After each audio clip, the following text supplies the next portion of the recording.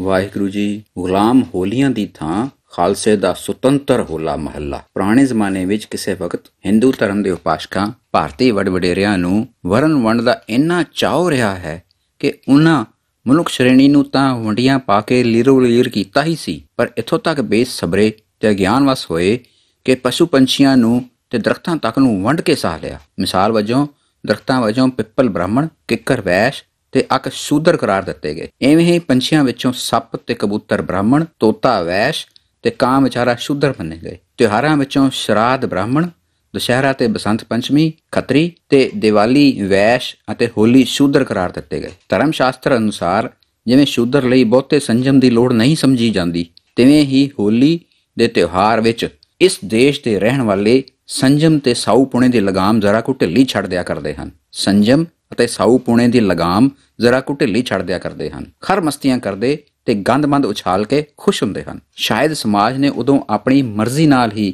ਰਾਜਨੀਤਿਕ, ਸਮਾਜਿਕ ਤੇ ਧਾਰਮਿਕ ਗੁਲਾਮੀ ਦੇ ਦੋਹਰੇ ਤੇ ਤੇਹਰੇ ਜਕੜਬੰਦ ਵਿੱਚ ਜਕੜੇ ਹੋਏ ਭਾਰਤੀ ਮਨੁੱਖਾਂ ਨੂੰ ਸਾਲ ਵਿੱਚ ਕੇਵਲ 5-7 ਦਿਨਾਂ ਦੀ ਖਰ ਮਸਤੀ ਕਰਨ ਦੀ ਰੀਤ ਪ੍ਰਦਾਨ ਕੀਤੀ, ਜਾਂ ਇਉਂ ਆਖੋ ਕਿ ਉਹਨਾਂ ਨੂੰ ਆਜ਼ਾਦੀ ਦੇ ਦਿੱਤੀ। ਇਹ ਕਾਹਦੀ ਆਜ਼ਾਦੀ ਹੈ? ਇਹਨਾਂ ਖਰ ਮਸਤੀ ਭਰਪੂਰ ਆਜ਼ਾਦੀ ਦੇ ਦਿਨਾਂ ਵਿੱਚ ਉਹਨਾਂ ਦੀ ਖੁੱਲ੍ਹ ਖੇਡ ਦਾ ਨਾਮ ਰੱਖਿਆ ਗਿਆ ਹੋਲੀਆਂ।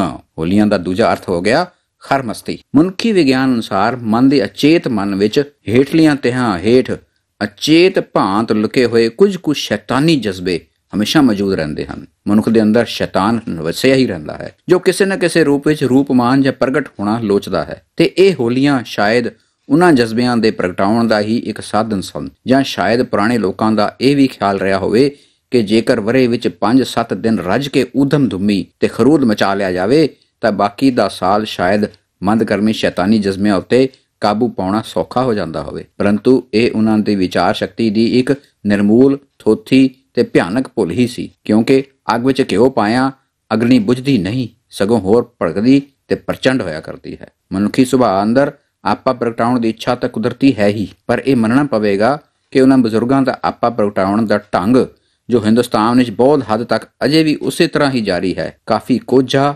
ਨਿੰਦਨੀਏ ਤੇ ਸ਼ਰਮਨਾਕ ਸੀ। ਗੁਲਾਮ ਤੇ ਆਜ਼ਾਦ ਕੌਮਾਂ ਦੇ ਵਿਚਾਰਾਂ, ਜਜ਼ਬਿਆਂ ਤੇ ਅਮਲਾਂ ਵਿੱਚ ਜ਼ਮੀਨ ਅਸਮਾਨ ਦਾ ਫਰਕ ਹੁੰਦਾ ਹੈ। ਉਤਸਵ, ਤਿਉਹਾਰ ਤੇ ਮੇਲੇ ਤਾਂ ਸਾਰੀ ਦੁਨੀਆ ਵਿੱਚ ਮਨਾਏ ਜਾਂਦੇ ਹਨ, ਪਰ ਮਨਾਉਣ ਦਾ ਢੰਗ ਗੁਲਾਮ ਅਤੇ ਆਜ਼ਾਦ ਕੌਮਾਂ ਦਾ ਆਪੋ ਆਪਣਾ ਹੁੰਦਾ ਹੈ। ਆਜ਼ਾਦ ਕੌਮਾਂ ਦੇ ਮਨੁੱਖ ਆਜ਼ਾਦੀ ਦੀਆਂ ਜ਼ਿੰਮੇਵਾਰੀਆਂ ਨੂੰ ਮਹਿਸੂਸ ਕਰਦੇ ਹਨ। ਉਹ ਆਜ਼ਾਦੀ ਦੇ ਹੱਕਾਂ ਨੂੰ ਵਰਤਣਾ ਵੀ ਜਾਣਦੇ ਹਨ। ਇਸੇ ਲਈ ਉਹਨਾਂ ਦੀਆਂ ਰੁਚੀਆਂ ਸਾਦਾ, ਗੰਭੀਰ, ਭਾਵਪੂਰਤ ਤੇ ਭਾਵਕਾਰ ਹੁੰਦੀਆਂ ਹਨ। ਉਹਨਾਂ ਦਾ ਹਰ ਕੰਮ ਸ਼ਰੀਫਾਨਾ ਅਤੇ ਸੰਜੀਦਾ ਹੁੰਦਾ ਹੈ। ਪਰ ਜੋ ਗੁਲਾਮ ਹਨ, ਜਿਨ੍ਹਾਂ ਨੂੰ ਆਪਣੀ ਜ਼ਿੰਮੇਵਾਰੀ ਦਾ ਕੋਈ ਅਹਿਸਾਸ ਨਹੀਂ, ਜਿਨ੍ਹਾਂ ਦੇ ਜੀਵਨ ਵਿੱਚ ਕੋਈ ਮਹਾਨਤਾ ਨਹੀਂ ਹੁੰਦੀ ਅਤੇ ਜੋ ਹੌਲੇ ਹੁੰਦੇ ਹਨ, ਕੱਖੋਂ ਹੌਲੇ ਹੁੰਦੇ ਹਨ, ਉਹਨਾਂ ਦੀਆਂ ਰੁਚੀਆਂ ਵੀ ਹੋਲੀਆਂ ਤੇ ਹੋਛੀਆਂ ਹੁੰਦੀਆਂ ਹਨ। ਹੋਲੀਆਂ ਦੇ ਤਿਉਹਾਰ ਤੇ ਪ੍ਰਗਟ ਹੋਣ ਵਾਲੀ ਸਾਡੀ ਕੁਚੱਜਤਾ ਤੋਂ ਵੀ ਇਹੀ ਸਿੱਧ ਹੁੰਦਾ ਹੈ ਕਿ ਇਹ ਤਿਉਹਾਰ ਵੀ ਹਿੰਦੁਸਤਾਨ ਦੀ ਗੁਲਾਮੀ ਦੇ ਜ਼ਮਾਨੇ ਦੀ ਹੀ ਇਜਾਦ ਭਾਵ ਦੇਣ ਹੈ। ਰੋਮਨ ਮਤ ਦਾ ਭਾਵੇਂ ਕੋਈ ਇੱਕ ਪੁਰਸ਼ ਬਾਨੀ ਨਹੀਂ ਸੀ, ਕਈ ਇੱਕ ਨੇ ਉਹਨਾਂ ਜਾਤੀਆਂ ਨੂੰ ਹੋਂਦ ਵਿੱਚ ਲਿਆਂਦਾ ਜਿਹੜੀਆਂ ਕਿ ਜਰਮਨ, ਆਰੀਅਨ, ਇਟਰਸਕਨ, ਲੇਥੀਅਮ ਤੇ ਅਨ ਆਰੀਅਨ, ਜਰਮਨ ਤੇ ਹੋਰ ਯੂਨਾਨੀ ਲੋਕਾਂ ਜਿਹੜੇ ਕਿ ਭਾਜੜਾਂ ਕਰਕੇ ਇਟਲੀ ਵਿੱਚ ਆ ਵਸੇ ਸਨ। ਇਸ ਧਰਮ ਵਿੱਚ ਗ੍ਰੀਕ ਧਰਮ ਨੂੰ ਮੰਨਣ ਵਾਲੇ ਬਹੁਤ ਲੋਕ ਹੋਣ ਕਰਕੇ ਉਹਨਾਂ ਹੀ ਵਿਚਾਰਾਂ ਦਾ ਬਹੁਤਾ ਅਸਰ ਕਬੂਲਿਆ ਗਿਆ। ਉਹ ਖਾਸ ਕਰਕੇ ਦੇਵੀ ਦੇਵਤਿਆਂ ਦਾ ਧਰਮ ਸੀ। ਬਹੁਤੇ ਵਿਚਾਰ ਤੇ ਨਿਯਮ ਇਟਰਸਕਨ ਧਰਮ ਤੋਂ ਆਏ ਸਨ, ਜੋ ਕਿ ਪਹਿਲਾਂ ਹੀ ਗ੍ਰੀਕ ਆਦਿ ਬਹੁਤੇ ਧਰਮਾਂ ਦਾ ਮਿਲਗੋਭਾ ਸੀ। ਇਸ ਧਰਮ ਦੇ ਬਹੁਤ ਸਾਰੇ ਦੇਵਤੇ ਗ੍ਰੀਕ ਤੇ ਇਟਰਸਕਨ ਧਰਮ ਦੇ ਨਾਲ ਹੂ-ਬਹੂ ਮਿਲਦੇ ਹਨ। ਰੋਮਨ ਕੌਮ ਦੇ ਲੋਕਾਂ ਵਿੱਚ ਸੈਂਟਰਨੇਲੀਆ ਨਾਂ ਦਾ ਗੁਲਾਮਾਂ ਦਾ ਇੱਕ ਤਿਉਹਾਰ ਮਨਾਇਆ ਜਾਂਦਾ ਸੀ। ਉਸਦੇ ਮਾਲਕ ਆਪਣੇ ਗੁਲਾਮਾਂ ਨੂੰ ਆਪਣੇ ਨਾਲ ਬਹਿ ਕੇ ਖਾਣ, ਜੂਆ ਖੇਡਣ ਦੇ ਤੇ ਖੁੱਲ੍ਹ ਕੇ ਗੱਲਬਾਤ ਕਰਨ ਦੀ ਆਜ਼ਾਦੀ ਦੇ ਦਿਆ ਕਰਦੇ ਸਨ।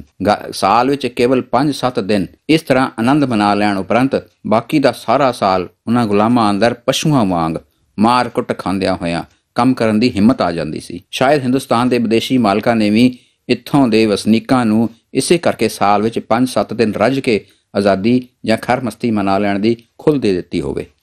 ਹਿੰਦੁਸਤਾਨ ਦੇ ਧਾਰਮਿਕ ਆਗੂਆਂ ਇਸ ਤਿਉਹਾਰ ਨੂੰ ਹੋਰ ਕਈ ਸਮਾਜਿਕ ਤਿਉਹਾਰਾਂ ਵਾਂਗ ਧਾਰਮਿਕ ਰੰਗਣ ਦੇ ਕੇ ਸ਼ੁੱਧ ਕਰਨ ਦੇ ਕਈ ਯਤਨ ਕੀਤੇ ਹਨ, ਪਰ ਕੋਝੇ ਹਨ। ਪਰ ਜਾਪਦਾ ਹੈ ਕਿ ਮਨੁੱਖੀ ਫਿਤਰਤ ਅੰਦਰ ਸੁਭਾਵਕ ਮੌਜੂਦ ਇਹਨਾਂ ਖਰੂਦੀ ਜਜ਼ਬਿਆਂ ਦੇ ਕਾਰਨ ਹੀ ਉਹ ਸਭ ਅਸਫਲ ਹੋ ਜਾਂਦੇ ਰਹੇ ਹਨ। ਅੱਜ ਅਸੀਂ ਇਹ ਮੰਨਣ ਤੋਂ ਇਨਕਾਰ ਨਹੀਂ ਕਰ ਸਕਦੇ ਕਿ ਜੇਕਰ ਪੁਰਾਣਾਂ ਦੀ ਕਥਾਨਕ ਅਨੁਸਾਰ ਇਹ ਹੋਲਕਾ ਪ੍ਰਹਿਲਾਦ ਦੀ ਭੂਆ ਹੀ ਸੀ, ਜੋ ਆਪਣੇ ਭਰਾ ਹਰਨਾਕਸ਼ ਦੇ ਕਹਿਣ ਤੇ ਪ੍ਰਹਿਲਾਦ ਨੂੰ ਗੋਦ ਵਿੱਚ ਲੈ ਕੇ ਅੱਗ ਵਿੱਚ ਜਾ ਬੈਠੀ ਸੀ। ਤਾਂ ਸ਼ਾਇਦ ਸਾਡੇ ਵਿੱਚ ਹੁਣ ਕੋਈ ਪ੍ਰਹਿਲਾਦ ਨਾ ਰਹਿ ਜਾਣ ਕਰਕੇ ਹਰ ਸਾਲ ਲੱਖਾਂ ਮਣ ਲੱਕੜੀਆਂ ਸਾੜਨ ਦੇ ਬਾਵਜੂਦ ਉਹ ਸਾਥੋਂ ਕਦੇ ਨਹੀਂ ਸਾੜੀ ਜਾਂਦੀ ਰਹੀ, ਸਗੋਂ ਹਰ ਸਾਲ ਆ ਕੇ ਸਾਡੀ ਮੱਤ ਮਾਰ ਲੈਂਦੀ ਹੈ। ਜੇਕਰ ਉਹ ਛੋਟੇ ਬੱਚਿਆਂ ਨੂੰ ਸਤਾਉਣ ਵਾਲੀ ਢੂੰਡਾ ਨਾਂ ਦੀ ਰਾਖਸ਼ੀ ਹੈ, ਤਾਂ ਵੀ ਸਾਡੇ ਪੁੰਨ ਪ੍ਰਤਾਪ ਵਿੱਚ ਹੁਣ ਅੱਜ ਵੀ ਕੋਈ ਬਰਕਤ ਨਹੀਂ ਰਹਿ ਗਈ ਕਿ ਅਸੀਂ ਉਸ ਦਾ ਵਾਲ ਵੀ ਵਿੰਗਾ ਕਰ ਸਕੀਏ।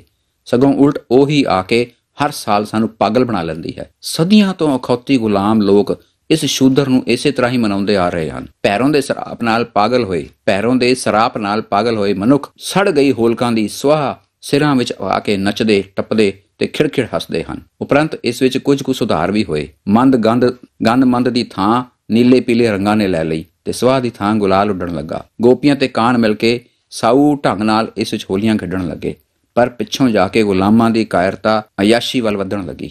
ਕੌਮਾਂ ਦਾ ਇਖਲਾਕ ਢੱਠੇ ਖੂਹ ਵਿੱਚ ਜਾ ਪਿਆ। ਇਹੋ ਜਿਹੇ ਤਿਉਹਾਰ ਮਨਾਉਂਦੇ ਹੋਏ ਗੁਲਾਮ ਹਿੰਦੁਸਤਾਨ ਨੂੰ ਉੱਪਰ ਚੁੱਕ ਕੇ ਉਸ ਨੂੰ ਭਰਪੂਰ ਸਾਊ ਜ਼ਿੰਦਗੀ ਬਖਸ਼ਣ ਲਈ ਹੀ ਸੰਸਾਰ ਵਿੱਚ ਮਹਾਬਲੀ ਤੇ ਵਰਿਆਮ ਯੋਧੇ ਸਾਹਿਬ ਸ੍ਰੀ ਗੁਰੂ ਗੋਬਿੰਦ ਸਿੰਘ ਮਹਾਰਾਜ ਜੀ ਦਾ ਅਵਤਾਰ ਹੋਇਆ ਅਤੇ ਉਹਨਾਂ ਨੇ ਸ੍ਰੀ ਅਨੰਦਪੁਰ ਸਾਹਿਬ ਵਿਖੇ ਤਖਤ ਸ੍ਰੀ ਕੇਸਗੜ੍ਹ ਸਾਹਿਬ ਦੇ ਪਵਿੱਤਰ ਸਥਾਨ ਤੇ ਆਪਣੇ ਸਿੱਖਾਂ ਨੂੰ ਜੀਵਨ ਦਾਤ ਦੇਣ ਲਈ ਜਿਹੜਾ ਅਦਭੁਤ ਕੌਤਕ ਰਚਿਆ, ਉਹ ਸੰਸਾਰ ਦੇ ਇਤਿਹਾਸ ਦੇ ਇੱਕ ਪ੍ਰਸਿੱਧ ਘਟਨਾ ਸੀ। ਅਮਰ ਦੀ ਦਾਤ ਪ੍ਰਾਪਤ ਕਰਨ ਉਪਰੰਤ ਗੁਲਾਮ ਹਿੰਦੁਸਤਾਨ, ਗੁਲਾਮ ਕੌਮਾਂ ਤੇ ਗੁਲਾਮ ਦਿਮਾਗਾਂ ਦੀ ਕਿਸਮਤ ਬਦਲ ਗਈ। ਜੀਵਨ ਨਵਾਂ ਨਰਵਾ ਹੋ ਕੇ ਉਸਦੇ ਸਾਰੇ ਰਾਹ ਬਦਲ ਗਏ। ਮਨੁੱਖ ਦਾ ਦਿਲ ਦਿਮਾਗ ਬਦਲ ਗਿਆ, ਜਜ਼ਬੇ ਤੇ ਖਿਆਲ ਬਦਲ ਗਏ, ਰੂਹਾਂ ਬਦਲ ਗਈਆਂ, ਸਰੀਰ ਬਦਲ ਗਏ। ਸੁੱਕੇ ਸੜੇ ਤੇ ਕੋਝੇ ਸਰੀਰਾਂ ਵਿੱਚ ਜ਼ਿੰਦਗੀ ਲਹਿਲਾਉਣ ਲੱਗ ਪਈ। ਇਹ ਜਾਮੇ ਆਜ਼ਾਦੀ ਸੀ, ਜਿਸ ਨੂੰ ਪੀ ਕੇ ਸਰੂਰ ਨਾਲ ਸਿੰਘਾਂ ਦੇ ਚਿਹਰੇ ਚਮਕ ਉੱਠੇ। ਸਿੱਖ ਹੁਣ ਸਿੰਘ ਬਣ ਚੁੱਕਾ ਸੀ। ਸੂਰਬੀਰ ਖਾਲਸਾ, ਸ਼ਕਤੀ ਨਾਲ ਭਰਪੂਰ ਖਾਲਸਾ, ਸੁਤੰਤਰ ਤੇ ਮਹਾਮਾਨਵ ਖਾਲਸਾ। ਗੁਲਾਮੀ ਜਿਸ ਦੀ ਹਵਾ ਨੂੰ ਵੀ ਛੋਹ ਨਹੀਂ ਸੀ ਸਕਦੀ, ਜਿਸ ਨੇ ਸਾਰੇ ਵਹਿਮਾਂ ਤੇ ਭਰਮਾਂ ਨੂੰ ਭੰਨ ਤੋੜ ਦਿੱਤਾ ਸੀ ਅਤੇ ਜੋ ਮੌਤ ਨੂੰ ਮਜ਼ਾਕ ਕਰ ਸਕਦਾ ਸੀ। ਹਰ ਆਈ ਮੁਸੀਬਤ ਦਾ ਜੈਕਾਰਿਆਂ ਨਾਲ ਸਵਾਗਤ ਕਰਨ ਲੱਗ ਪਿਆ ਸੀ। ਇਹ ਸੂਰਬੀਰ ਤੇ ਸਰਦਾਰ ਖਾਲਸਾ। ਇਹ ਮਹਾਂਕ੍ਰਾਂਤੀ ਸੀ, ਭਾਰੀ ਇਨਕਲਾਬ, ਜਿਸ ਤੋਂ ਪਿੱਛੋਂ ਸਿੰਘ ਖਾਲਸਾ ਜੀ ਨੇ ਸਭਿਅਤਾ ਦੇ ਕਈ ਥੋਥੇ ਤੇ ਪੁਰਾਣੇ ਖੋਲੇ ਢਾਹੇ ਅਤੇ ਗੁਰਮਤਿ ਦੀ ਬੁਨਿਆਦ ਉੱਤੇ ਨਵੀਂ ਸੰਸਕ੍ਰਿਤੀ ਦੀ ਉਸਾਰੀ ਸ਼ੁਰੂ ਕੀਤੀ। ਨਵੇਂ ਬੋਲੇ ਰਚੇ, ਨਵੀਆਂ ਇਸਤਲਾਹਾਂ ਤੇ ਨਵੇਂ ਸ਼ਬਦ ਤਿਆਰ ਹੋਏ।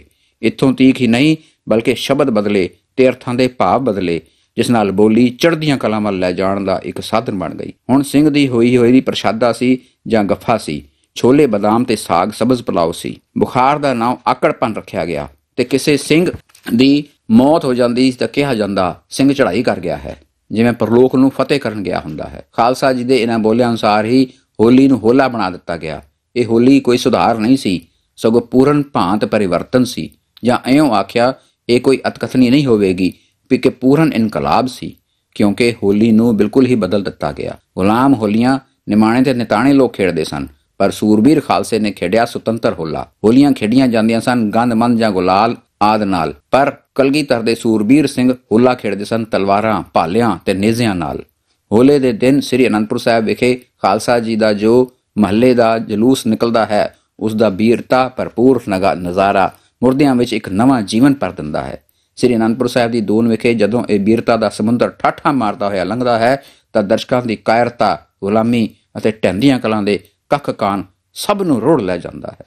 ਵਾਹਿਗੁਰੂ ਜੀ ਕਾ ਖਾਲਸਾ, ਵਾਹਿਗੁਰੂ ਜੀ ਕੀ ਫਤਿਹ।